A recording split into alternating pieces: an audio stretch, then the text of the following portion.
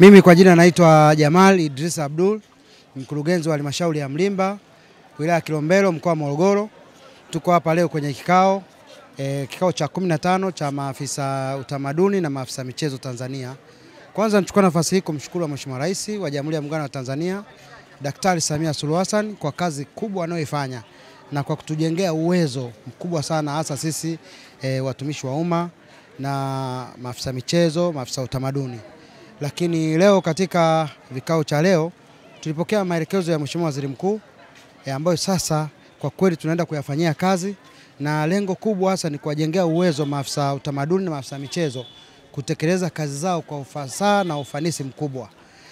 Sisi tunashukuru serikali ya awamu ya 6 kwa kuendelea kutujengea uwezo, hususan watumishi wa umma, kada ya michezo na utamaduni, na hakika kwamba sasa kazi inaenda kufanyika kwa ufanisi mkubwa.